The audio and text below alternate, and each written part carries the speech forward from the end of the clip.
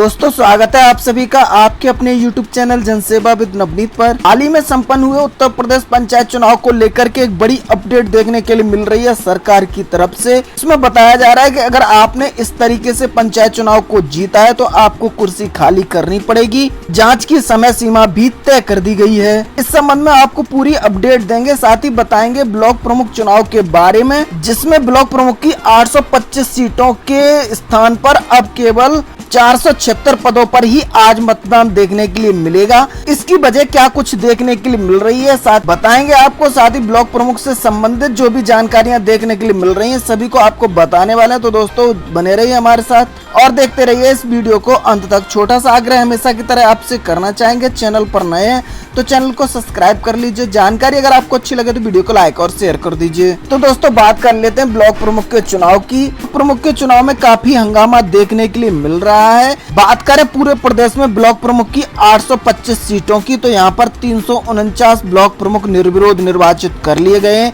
जबकि 476 सीटों के ऊपर आज आपको मतदान देखने के लिए मिलेगा सुबह 11 बजे से। तो इस संबंध में न्यूज के माध्यम से क्या कुछ जानकारी देखने के लिए मिल रही है यहाँ देख सकते हैं आप। बताया जा रहा है 349 निर्विरोध निर्वाचित, 334 पर भाजपा का कब्जा, संगीनों के साये में 476 पदों के लिए आज होगा मतदान, उपद्रव पर होगी सख्ती। अब देखिए यहाँ पर बताया गया है भाजपा को एक बार फिर से ब्लॉक प्रमुख के चुनाव में बढ़त मिलती हुई दिखाई दे रही है। यहाँ पर जो निर्विरोध सीटें चुनी गई हैं 349, उसमें से भाजपा ने 334 सीटें अपने कब्जे में कर ली हैं, जबकि विरोधियों के हाथ में केवल 15 सीटें जाती हुई नजर आ रही हैं। जानकारी दी गई है ब्लॉक प्रमुख चुनाव में नामांकन के दौरान हुई हिंसा के बाद मतदान के लिए भारी सुरक्षा प्रबंध किए गए हैं। 825 सीटों पर हो रहे चुनाव में नाम वापसी के बाद 349 ब्लॉक प्रमुखों का निर्विरोध निर्वाचन तय हो गया है। इसमें से 334 सीटों पर भाजपा ने कब्जा जमा लिया है। ऐसे में 476 पदों के लिए शनिवार को यानी आज वोट डाले जाएंगे। मुख्यमंत्री ने हिंसा रोकने के लिए सख्त निर्देश दिए हैं। उन्होंने कहा है किसी भी कीमत पर हिंसा बर्दाश्त नहीं की जाएगी। उपद्रवियों पर सख्त कार्रवाई करने के निर्देश यहाँ से जारी किए गए हैं। आगे यहाँ जानकारी दी गई है जिला पंचायत अध्यक्ष चुनाव से ही शुरू हुआ हंगामा और बवाल सिलसिला ब्लॉक प्रमुख के चुनाव तक जा पहुंचा है। सतर्कता की कमी से नामांकन के दिन करीब करीब हर मंडल में कहीं न कहीं बड़ा बवाल देखने के लिए मिला है। ज्यादातर जगहों पर भाजपा प्रत्याशी और सपा में टकराव देखने के लिए मिला है। हाल यह रहा है कि पूर्व विधानसभा अध्यक्ष माता प्रसाद पांडे और पूर्व मंत्री लालजी वर्मा के हाथों से भी भाजपा समर्थकों ने पर्चे छीन लिए थे। सबसे अधिक बवाल देखने के लिए मिला था लखीमपुर खीरी में। यहाँ पर सपा प्रत्याशी की प्रस्तावक की साड़ी तक खींचने का आरोप भाजपाइयों पर लगाया गया था। इस वजह से आपको पता है सरकार की काफी किरकिरी भी देखने के लिए मिली थी। सोशल मीडिया पर तमाम ऐसी खबरें देखने के लिए मिली थी जिससे सरकार को बड़ी कार्रवाई करनी पड़ी थी। ब्लॉक प्रमुख के चुनाव की बात करें तो यहाँ पर 1778 प्रत्याशियों ने नामांकन किया है। 187 ने पर्चे वापस ले लिए हैं, जिसमें शुक्रवार को 68 पर्चे किसी न किसी खामी के चलते रद्द कर दिए गए। शनिवार को नाम वापसी के दिन 187 ने अपने पर्चे वापस ले लिए हैं। अब आज 1523 प्रत्याशियों के भाग्य का फैसला आपको देखने के लिए मिलेगा। पर्चा खारिज होने और नाम वापसी के बाद प्रदेश के 476 ब्लॉक में कुल 1523 प्रत्याशी मैदान में रह गए हैं। शनिवार को इनके भाग्य का फैसला होगा। परिणाम इसी दिन शाम तक जारी कर दिया जाएगा, यानी आज शाम तक ही आपको ब्लॉक प्रमुख का रिजल्ट देखने के लिए मिल जाएगा। पता चल जाएगा किस प्रत्याशी ने कौन सी सीट पर कब्जा जमाया है। यानी आज 11 बजे से 3 बजे तक आपको मतदान देखने के लिए मिलेगा। उसके बाद आपको ब्लॉक प्रमुख चुनाव के रिजल्ट भी देखने के लिए मिल जाएंगे। हाल ही में संपन्न हुए उत्तर प्रदेश पंचायत चुनाव में प्रधान बीडीसी, ग्राम पंचायत सदस्य और पंचायत सदस्य चुनाव को लेकर एक बड़ी अपडेट देखने के लिए मिल रही है। अगर आपने भी इस चुनाव को इस तरीके से जीता है तो आपकी जांच कराई जाएगी और उसके बाद आपको सीट खाली करनी पड़ेगी। जांच की समय सीमा भी तय कर दी गई है।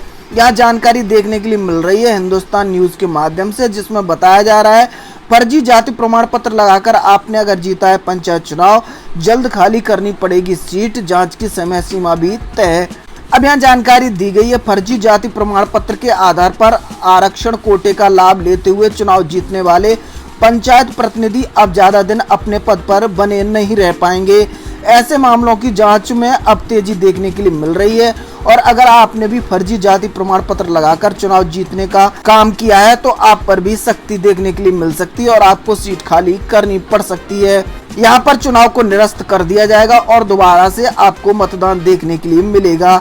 यहाँ पर आगे जानकारी दी गई। इस बारे में प्रमुख सचिव समाज कल्याण के रविंद्र नायक ने निर्देश जारी किए हैं। निर्देश में कहा गया है कि ग्राम क्षेत्र और जिला पंचायत सदस्य, ग्राम प्रधान, जिला पंचायत अध्यक्ष और ब्लॉक प्रमुख के आरक्षित पदों पर फर्जी जाति प्रमाण पत्र लगाकर चुनाव जीतने के मामले में आने वाली शिकायतों का निस्तारण अब जिला स्तर पर अधिकतम 1.5 महीने में किया जाएगा। यानी डेडलाइन तय कर दी गई है। इन सभी की शिकायतें अगर देखने के लिए मिल रही हैं फर्जी जाति प्रमाण से संबंधित, तो उसके लिए अब जिला स्तर पर अधिकतम 45 दिन का समय लिया जाएगा। वहीं बात करें अगर मंडल स्तर की, तो ऐसे मामले में अगर अपील दर्ज होती है तो उसका निस्तारण 1 महीने में किया जाएगा, यानी 30 दिन का समय लिया जाएगा। चुनाव याचिका को भी ज्यादा से ज्यादा 3 महीने में निस्तारित करने के आदेश दिए गए हैं।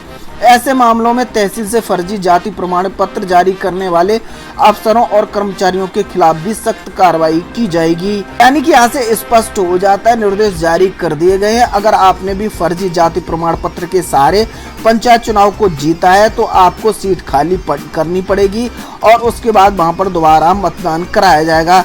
साथ ही उन अधिकारियों पर भी लगाम सरकार ने कसनी प्रारंभ कर दी है जिन्होंने घूस लेकर के फर्जी जाति प्रमाण पत्र जारी किए हैं। तो अगर आप लोगों ने भी इस तरीके से पंचायत चुनाव में विजय प्राप्त की है तो आप पर भी कार्रवाई तय है।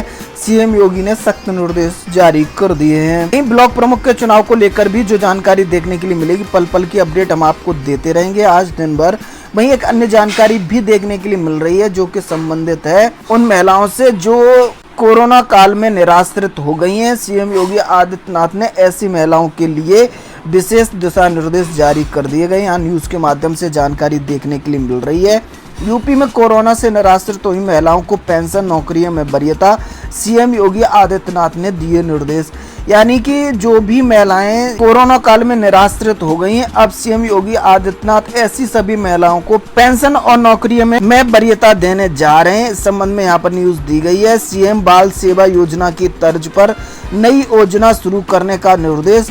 टीकाकरण से छूटे बच्चों को 12 जुलाई से होगी गिनती। 25 जुलाई तक चलने वाले अभियान में होंगे चिन्हित। अब बुधवार व शनिवार के अलावा गुरुवार को भी लगेंगे टीके। सीएम योगी आदित्यनाथ के माध्यम से बताया गया है, कोरोना महामारी के कारण निराश्रित हुई महिलाओं के जीवन यापन को लेकर राज्य सरकार फिक्रमंद है। मुख्यमंत्री योगी आदित्यनाथ ने शुक्रवार को ऐसी निराश्रित महिलाओं को आशा वर्कर व आंगनबाड़ी कार्यकर्ता सहित विभिन्न सेवाओं में वरीयता देने के निर्देश दिए हैं।